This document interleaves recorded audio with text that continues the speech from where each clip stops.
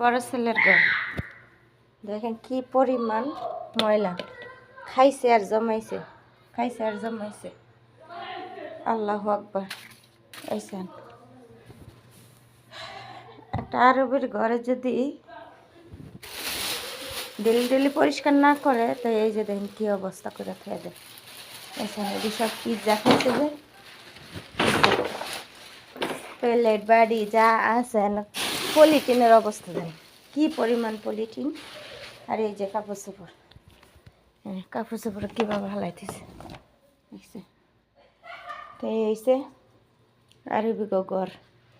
এটা ম্যাডামের বড় ছেলের ঘর, ডেলি ডেলি পরিষ্কার করতে দেয় না, সপ্তাহে একদিন দিলেও তো হইতো, সপ্তাহে একদিনও দেয় না, এটা মাসে একবার। কইতে কইতে কইতে কইতে তা ঘরের থেকে বেরিয়েছে না। ঘরের মধ্যে কোন স্বর্ণ গয়না মুক্তা আছে, হীরা মুক্তা আছে, এটি যদি আমরা নিয়ে গা চুরি করে হ্যাঁ কথা মনে সারা ভাড়ো না, সারা সারা মাল লাগে কাজে লেগে যায় পরিষ্কার করানোর কথা কইলে। তো দেখলাম এর মধ্যে পরিষ্কার করতে যাই খানারে কি পরিমাণ ময়লা, কতগুলো পলিথিন জমাইছে।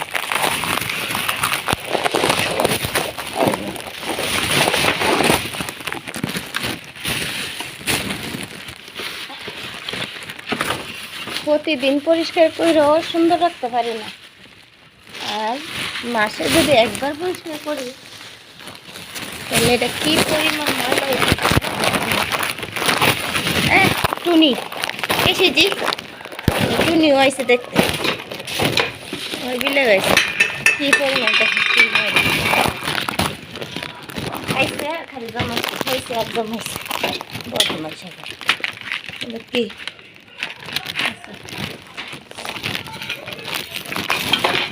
আর রান্না করে প্লেট বাটি খাই না,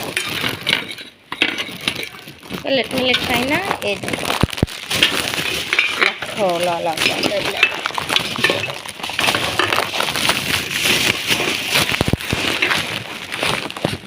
পলিথিনে এক সপ্তাহ আগে আমার ম্যাডামে রুমে ঢুকে এক পলিথিন বার করছে।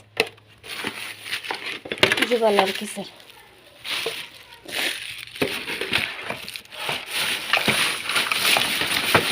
কোন দিকে তো সেরকম আমার মাথা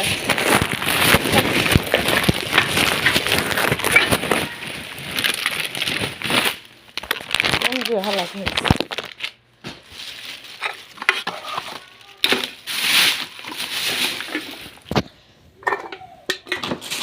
প্রতিদিন পরিষ্কার করি বাড়ি ঘর, তারপরও সুন্দর থাকে না। সারা রাইতে মানে স্কুল আছে দিকে রাইতে লাগে না, কম যাচ্ছে।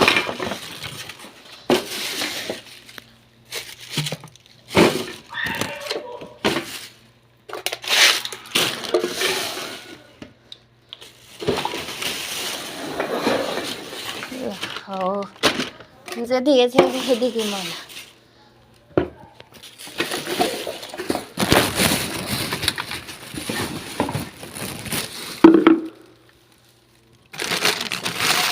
সিফা চাফা কোনো জায়গার বাদ রাখে না, গন্ধা করছে এমনি বেড়া থেকে দিচ্ছে। আল্লাহু আকবার।